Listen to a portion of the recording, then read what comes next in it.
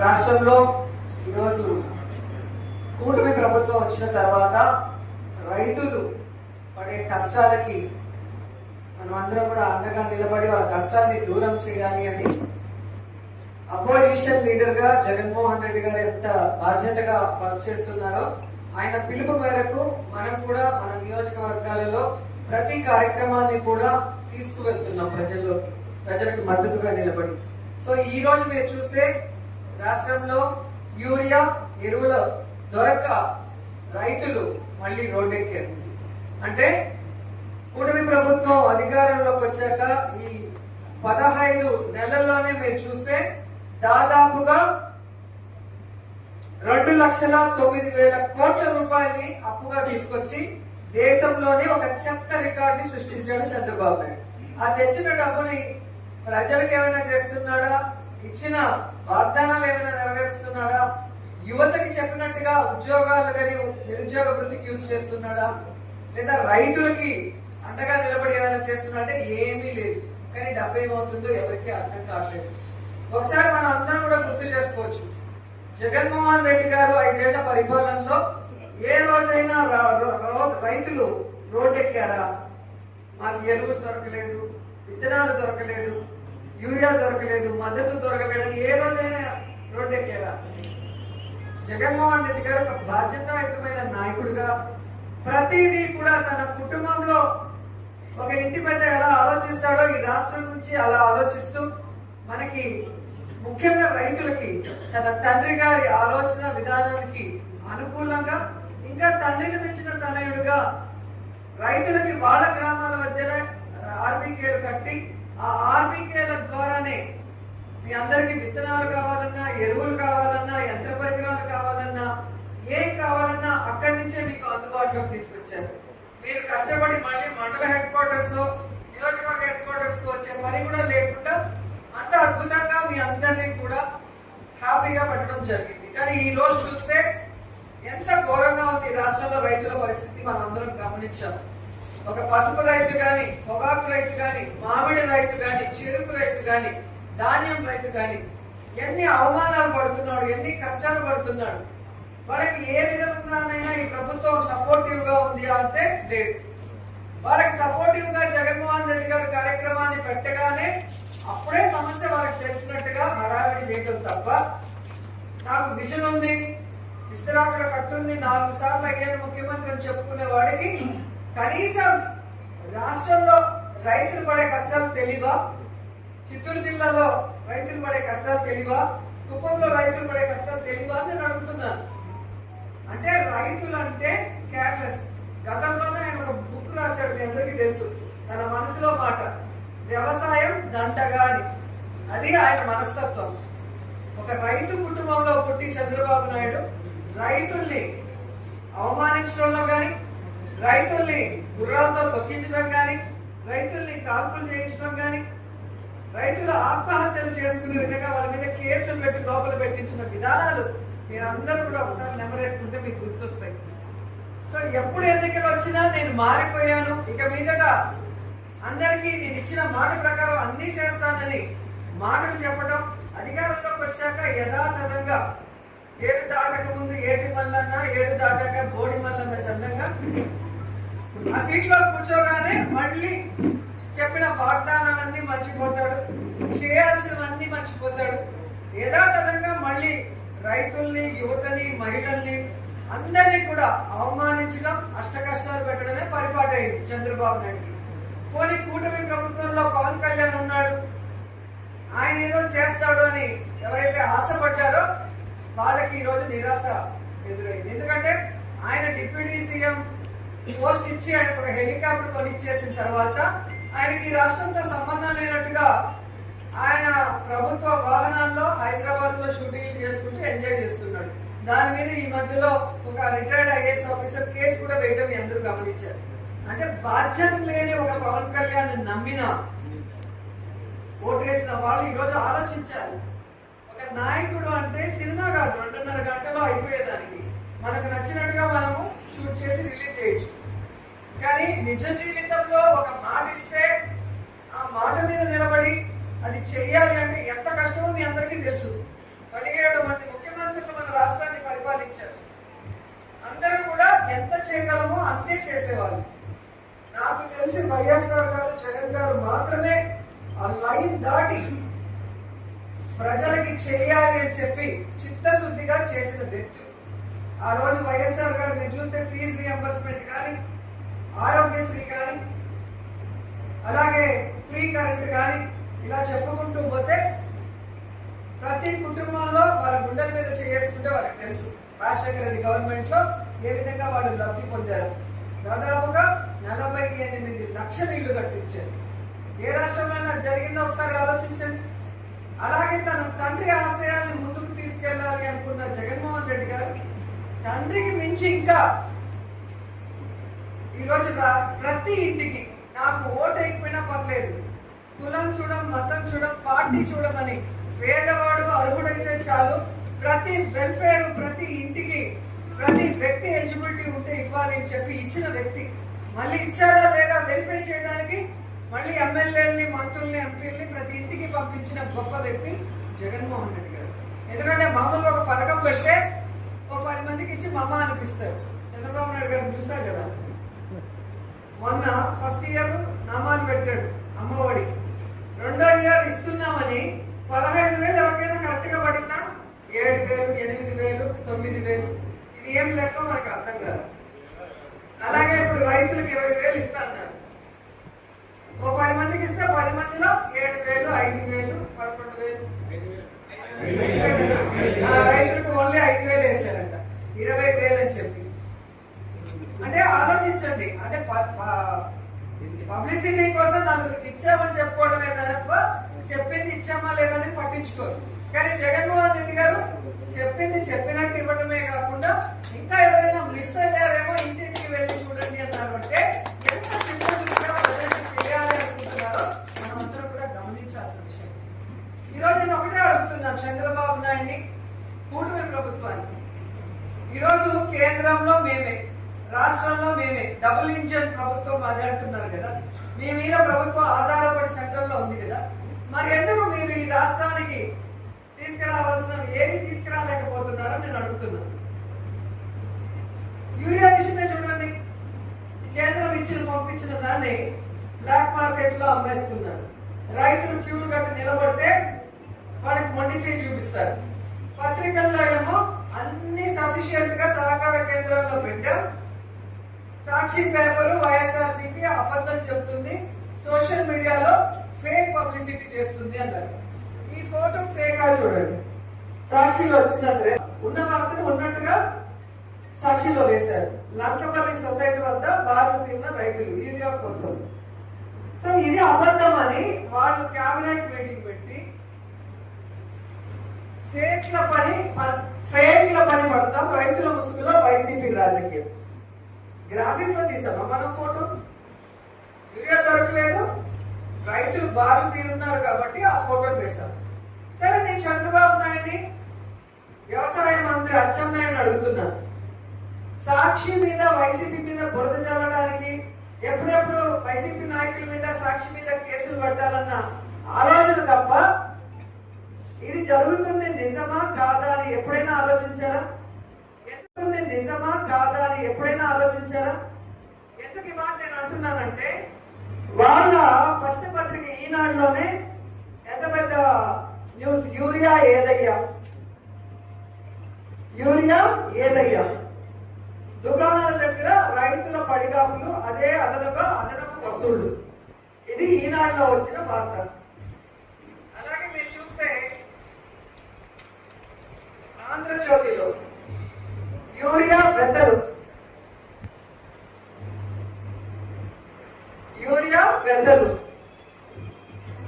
అరకొరగా ఎరువుల పంపిణీపై ఆగ్రహం, PACS లు గ్రోమర్ సెంటర్లకు పోటెత్తిన రైతులు.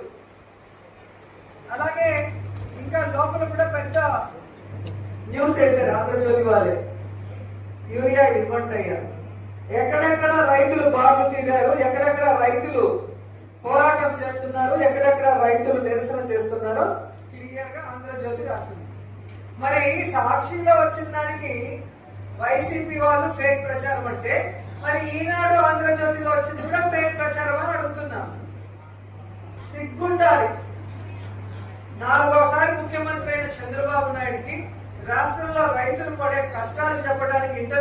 లేదా? మీ మంత్రులు లేరా? నియోజకవర్గాల్లో ఎమ్మెల్యేలు లేరా? నేను అడుగుతున్నాను. కుప్పంలో రైతులు ఈరోజు ఎరువుల కోసం, యూరియా కోసం క్యూలు కట్టి నిల్చున్నారంటే సిగ్గుపడాలి మీరు. అచ్చెన్నాయుడు, శ్రీకాకుళం జిల్లా, నీ సొంత జిల్లాలో రైతులు కొట్టుకుంటున్నారు యూరియా కోసం, ఎరువుల కోసం.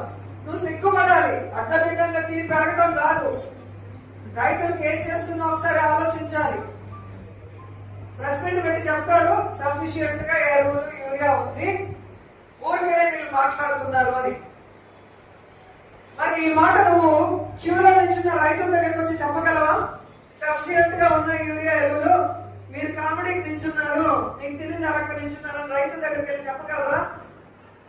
ఎక్కడెక్కడ సహకార సంఘాల దగ్గర రైతులు నిల్చున్నారు, అక్కడికి వెళ్ళి చెప్పగలరా అని అడుగుతున్నాను. ఈ రోజు ఇంతమంది ఎంపీలు ఉన్నారు. సెంట్రల్ గవర్నమెంట్ లో మీ అన్న కొడుకు మినిస్టర్ గా ఉన్నాడు, సెంట్రల్ మినిస్టర్ గా రామ్మోహన్ నాయుడు. మాట్లాడి తెచ్చుకోలేరా? కేంద్రం నుంచి మీ మీద ఆధారపడి బతుకుతుంది కదా ప్రభుత్వం, చెప్పుకుంటున్నారు కదా, ఎందుకు వారు తీసుకురావట్లేదు? ఈ రోజు వరకు వైఎస్ఆర్సీపీ వాళ్ళు పోరాటం చేసేంత వరకు విజిలెన్స్ వాళ్ళు కూడా ఎందుకు ఈ కొరత వచ్చింది అనేది చూడట్లా. కేంద్రం ఏమో ఇచ్చింది లక్షల టన్నులు, అవన్నీ బ్లాక్ మార్కెట్ పంపించి దోచేసుకున్నారు.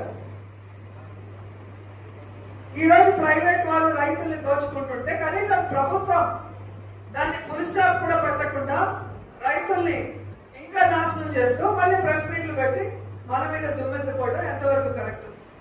మీరే చూస్తున్నారు. ఈరోజు నియోజకవర్గాల్లో ఎమ్మెల్యేలు, మంత్రులు, ముఖ్యమంత్రి చంద్రబాబు నాయుడుతో సహా ఇసుక దోచుకోవడం, మట్టి దోచుకోవడం, మద్యం దోచుకోవడం, ట్రాన్స్ఫర్ లో ఎలా దోచుకున్నాం, గంజాని ఎలా విచ్చలవిడిగా అమ్మించి దాంట్లో దోచుకుందాం, డ్రగ్స్ ఎలాగా అమ్మించి దోచుకుందాం, ఈ పనిలో ఉన్నారు తప్ప రైతులకు ఏం కావాలి, అది మనం సకాలంలో అందించామా లేదా, యువతకు ఏం కావాలి, నిరుద్యోగికి ఏం కావాలి, మనం చెప్పిన మాట ప్రకారం చేస్తున్నామా లేదా, మహిళలకు మనం రక్షణ కల్పిస్తున్నామా లేదా, మహిళలకు ఇచ్చిన వాగ్దానాలు నెరవేరుస్తున్నామా లేదా, ఇవి ఆలోచన లేదు.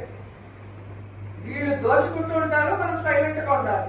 అది ఎవరైనా మాట్లాడితే అది రైతైనా వాళ్ళ మీద కేసులు పెట్టి లోపల పెడతాం. ఎస్పీ లాంటి వాళ్ళే పబ్లిక్ గా ప్రెస్ మీట్లు ఇస్తున్నారు. మన జగన్మోహన్ రెడ్డి గారు మామిడి రైతులకు సపోర్టింగ్ వచ్చినప్పుడు ఎవరైనా రైతులు రోడ్డు ఎక్కి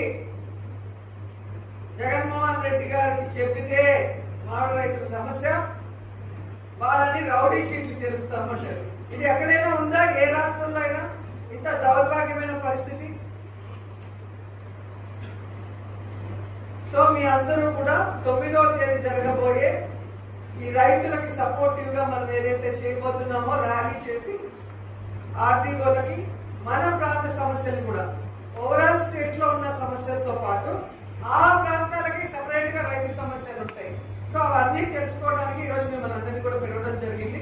సో అవన్నీ కూడా మనం ఆర్డీఓ గారికి ఇచ్చి మన పోరాటం ముందుకు తీసుకెళ్లాలి. ఎందుకంటే జగన్మోహన్ రెడ్డి గారు పోరాటం చేయకపోయింటే ఈరోజు పసుపు రైతులు కానీ, మిర్చి రైతులు కానీ ఎవరికి కూడా న్యాయం జరుగుతుంది కాదు. సో మన పార్టీ ఒకే అపోజిషన్ పార్టీ, మీరు అంతా దొంగ పార్టీలే. కొన్ని ఎదురుగా కలిసి పనిచేస్తున్నాయి, కొన్ని దొంగతనంగా కలిసి పనిచేస్తున్నాయి కూటమితో. సో ప్రజల కోసం నిలబడిన ప్రభుత్వం మనది. మనం ప్రజలకి, ముఖ్యంగా ఈ సమస్య రైతులది కాబట్టి రైతుల తరఫున ప్రభుత్వ మెడలు వంచి రైతులకి దొరకాల్సిన యూరియా, ఎరువులు, అలాగే వాళ్ళకి ఏ సమస్యలు అయితే ఉన్నాయి ప్రభుత్వం వాగ్దానం చేసిందో తీరుస్తామని వాటన్నిటి మీద నెరవేరేంత వరకు పోరాటం చేయాలి. కాబట్టి మీ అందరూ కూడా, మన వాళ్ళు ఆల్మోస్ట్ అందరూ రైతులే. సో మీ అందరూ కూడా పార్టీ పిలుపు మేరకు 9వ తేదీ పొద్దున 10 గంటలకి షార్ప్ గా టవర్ క్లాక్ దగ్గర వైఎస్ఆర్ స్టాచ్యూ దగ్గర నుంచి మనం బయలుదేరుతాం. సో మీ ప్రాంతాల్లో ఉండే రైతుల్ని మీరందరూ కూడా పిలుచుకొని వచ్చి ఈ యొక్క సభని విజయవంతం చేయాలని కూడా కోరుకుంటున్నాను. ఎందుకంటే ఈ రోజు వాళ్ళ ఛానల్ ఎక్కువ ఉన్నాయి కాబట్టి ఎక్కడికక్కడ ఫేక్ కేసులు పెట్టడం, లోపల పెట్టడం బెదిరించి ప్రతి సమస్యని బయటికి రానికుండా చేయాలన్న ప్రయత్నం ప్రభుత్వం చేస్తుంది. కానీ వైఎస్ఆర్సీపీ వాళ్ళు దేనికి భయపడకుండా ప్రజలకు ఒక సమస్య అంటే ధైర్యంగా నిలబడి ఈరోజు పోరాడుతున్నారు. కాబట్టి ప్రజలందరూ కూడా ధైర్యంగా బయటకు వస్తున్నారు. వెన్నుపోటు దినం రోజు మీరు చూశారు, ఎవరైనా ఎక్స్పెక్ట్ చేశారా? రాష్ట్ర వ్యాప్తంగా ఏ విధంగా బ్రహ్మాండంగా జరిగాయి. మన ప్రాంతంలో కూడా నగిరిలో చాలా పెద్ద ర్యాలీ మనం చేయడం జరిగింది. అంటే ప్రజల్లో బాధ ఉంది, ఆ బాధని ఒక అపోజిషన్ పార్టీగా మనం బాధ్యతగా నిలబడి వాళ్ళకి న్యాయం చేసే విధంగా పోరాడాలి. కాబట్టి ఈ ఇష్యూని నిన్న జిల్లా మీటింగ్స్ జరిగాయి, ఈ రోజు నియోజకవర్గ మీటింగ్లు జరుగుతున్నాయి అన్ని చోట్ల. రేపటి నుంచి ఇదే మీటింగ్ ని మీరు మండలాల్లో పెట్టాలి. ఎందుకంటే మండలంలో పెట్టినప్పుడు మండలంలో ఉన్న అందరూ వస్తారు అక్కడికి. సో ఇప్పుడు నేను ఏదైతే మీకు చెప్పానో ఆ విషయాలన్నీ వాళ్ళతో డిస్కస్ చేసి ఆ ప్రాంతంలో ఉన్న ప్రాబ్లమ్స్ కూడా మీరు తీసుకొని వస్తే మనం జగన్ గారికి పంపించి ఇంకొంచెం ఉధృతంగా ఫైట్ చేసే అవకాశం ఉంటుంది. రేపు ఎల్లుండి అవతల ఎల్లుండి 5 మండలాల్లో మీటింగ్స్ పెట్టుకోండి. 5 మండలాల్లో మీటింగ్స్ పెట్టుకొని నాయకులందరినీ పిలిచి వాళ్ళకి తెలియజేసి 9వ తేదీ పొద్దున 10 గంటలకు అందరూ వచ్చేలాగా చూసుకోండి. ఎందుకంటే మన ప్రాంతంలో మీ అందరికీ తెలుసు, చెరుకు ఎక్కువ పండిస్తాం. రేణిగుంటలో ఫ్యాక్టరీ మూసేసారు. నేతల్లో మూస్తే వచ్చి సెల్ఫీ తీసుకోవడానికి సిగ్గుండాలా లేదా లోకేష్ కి? ఎందుకంటే ఆ చెరుకు ఫ్యాక్టరీ చిత్తూరు గాని రేణిగుంట గాని మన నిండ్ర గాని మొత్తం 5 ఫ్యాక్టరీ పైన ఉన్నాయి ప్రైవేట్, 2 వచ్చి గవర్నమెంట్ ఉన్నాయి. ఇవన్నీ ఉన్నప్పుడు రైతులు ఎలా రాజులాగా ఉన్నారు. చంద్రబాబు నాయుడు ఏ విధంగా వాటిని మూసేశాడో మీ అందరికీ తెలుసు. ఆ తర్వాత రాజశేఖర రెడ్డి గారు వచ్చినాక అవన్నీ మళ్ళీ ఎలా తెరిపించారో కూడా మీ అందరికీ తెలుసు. కానీ మళ్ళీ చంద్రబాబు నాయుడు వచ్చాక అవి తెరిచేదానికి వీలు లేకుండా ఏ విధంగా మూసేశాడో క్రిమినల్ మెంటాలిటీతో మీ అందరికీ తెలుసు. ఈరోజు సెల్ఫీలు తీసుకున్న లోకేష్, కేంద్రంలో మీ ప్రభుత్వం, రాష్ట్రంలో మీ ప్రభుత్వం ఉంది కదా, మీ నాన్నకి నీకు నిజంగా చిత్తశుద్ధి ఉంటే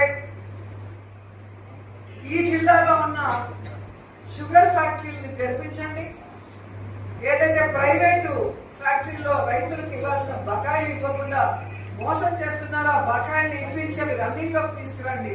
అంతేగాని మీకు ఓట్ల కోసం, అధికారం కోసం ప్రజల్ని ఏమార్చడానికి సెల్ఫీలు పెట్టి లేదా మీ పచ్చడి ఎక్స్పెక్ట్ చేశారా? రాష్ట్ర వ్యాప్తంగా ఏ విధంగా బ్రహ్మాండంగా జరిగాయి. మన ప్రాంతంలో కూడా నగిరిలో చాలా పెద్ద ర్యాలీ మనం చేయడం జరిగింది. అంటే ప్రజల్లో బాధ ఉంది, ఆ బాధని ఒక అపోజిషన్ పార్టీగా మనం బాధ్యతగా నిలబడి వాళ్ళకి న్యాయం చేసే విధంగా పోరాడాలి. కాబట్టి ఈ ఇష్యూని నిన్న జిల్లా మీటింగ్స్ జరిగాయి, ఈ రోజు నియోజకవర్గ మీటింగ్లు జరుగుతున్నాయి అన్ని చోట్ల. రేపటి నుంచి ఇదే మీటింగ్ ని మీరు మండలాల్లో పెట్టాలి. ఎందుకంటే మండలంలో పెట్టినప్పుడు మండలంలో ఉన్న అందరూ వస్తారు అక్కడికి. సో ఇప్పుడు నేను ఏదైతే మీకు చెప్పానో ఆ విషయాలన్నీ వాళ్ళతో డిస్కస్ చేసి ఆ ప్రాంతంలో ఉన్న ప్రాబ్లమ్స్ కూడా మీరు తీసుకొని వస్తే మనం జగన్ గారికి పంపించి ఇంకొంచెం ఉధృతంగా ఫైట్ చేసే అవకాశం ఉంటుంది. రేపు ఎల్లుండి అవతల ఎల్లుండి 5 మండలాల్లో మీటింగ్స్ పెట్టుకోండి. 5 మండలాల్లో మీటింగ్స్ పెట్టుకొని నాయకులందరినీ పిలిచి వాళ్ళకి తెలియజేసి 9వ తేదీ పొద్దున 10 గంటలకు అందరూ వచ్చేలాగా చూసుకోండి. ఎందుకంటే మన ప్రాంతంలో మీ అందరికీ తెలుసు, చెరుకు ఎక్కువ పండిస్తాం. రేణిగుంటలో ఫ్యాక్టరీ మూసేసారు. నేతల్లో మూస్తే వచ్చి సెల్ఫీ తీసుకోవడానికి సిగ్గుండాలా లేదా లోకేష్ కి? ఎందుకంటే ఆ చెరుకు ఫ్యాక్టరీ చిత్తూరు గాని రేణిగుంట గాని మన నిండ్ర గాని మొత్తం 5 ఫ్యాక్టరీ పైన ఉన్నాయి ప్రైవేట్, 2 వచ్చి గవర్నమెంట్ ఉన్నాయి. ఇవన్నీ ఉన్నప్పుడు రైతులు ఎలా రాజులాగా ఉన్నారు. చంద్రబాబు నాయుడు ఏ విధంగా వాటిని మూసేశాడో మీ అందరికీ తెలుసు. ఆ తర్వాత రాజశేఖర రెడ్డి గారు వచ్చినాక అవన్నీ మళ్ళీ ఎలా తెరిపించారో కూడా మీ అందరికీ తెలుసు. కానీ మళ్ళీ చంద్రబాబు నాయుడు వచ్చాక అవి తెరిచేదానికి వీలు లేకుండా ఏ విధంగా మూసేశాడో క్రిమినల్ మెంటాలిటీతో మీ అందరికీ తెలుసు.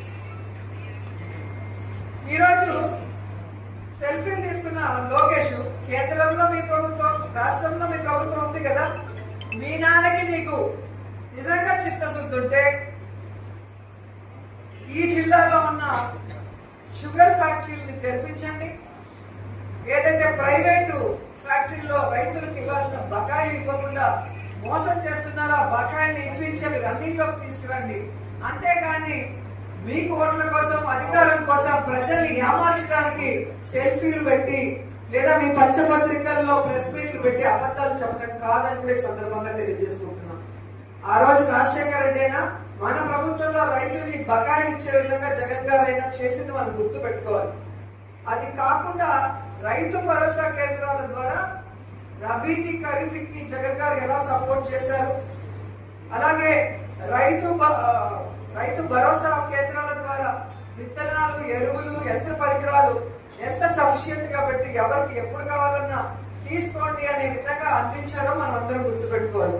అలాగే ఈ క్రాప్ చేయించి ప్రకృతి వల్ల కానీ ఏదైనా నష్టాలు జరిగితే ఆ నష్టాన్ని ఎలా భర్తీ చేశారో మీ అందరూ గుర్తుంచుకోండి.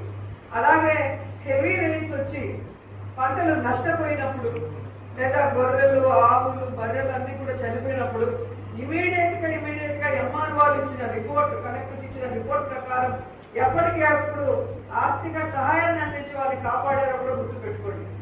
సో ఈ రోజు జగన్మోహన్ రెడ్డి అందరికీ గుర్తొస్తున్నారు రైతులకి.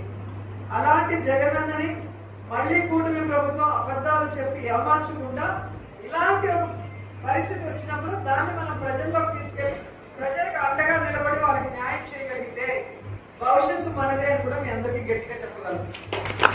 జనవరి లోకల్ బాడీ ఎలక్షన్స్ రావచ్చు అని నిన్న సర్క్యులర్ రావడం జరిగింది. ఒకవేళ ఎప్పుడు లోకల్ బాడీ ఎలక్షన్స్ వచ్చినా మామూలుగా ఎట్లా అంటే ప్రభుత్వం పైన ఏదో కింద దానికి వేసేద్దామని అనుకుంటారు, పనులు జరుగుతాయి. కానీ ఈ రోజు పైన ఈవీఎంల వల్ల లేదా కొంత అత్యాశకు పోయో వాళ్ళని తెచ్చుకున్న వాళ్ళు ఈ 15 నెలల్లో ఎంత నష్టపోయారో అందరూ ప్రజలకి మీ ఊర్లలో ఉన్న వాళ్ళకి తెలియజేసి ఆ ప్రభుత్వానికి బుద్ధి రావాలి, మీకు పని జరగాలి అంటే లోకల్ బాడీ ఎలక్షన్స్ లో వైఎస్ఆర్సీపీ మళ్ళీ మనం జెండా ఎగరగలిగితేనే మీకు మంచి జరుగుతుంది.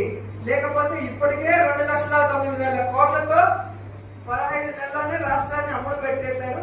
ఇక మొత్తం అమ్మేసి వాళ్ళు హైదరాబాద్కి వెళ్ళిపోతారు నానా కొడుకు పవన్ కళ్యాణ్ అన్న విషయాన్ని ప్రజలకు తెలియజేసి లోకల్ బాడీ ఎలక్షన్స్ లో జనాలు మోసపోకుండా కూటమి ప్రభుత్వం చెప్పే అబద్ధాలకి మనం ఇప్పటి నుంచే అడ్డుకట్ట వేయాలని కూడా అందరినీ కోరుకుంటూ సెలవు తీసుకుంటున్నాం. జై జగన్, జై జై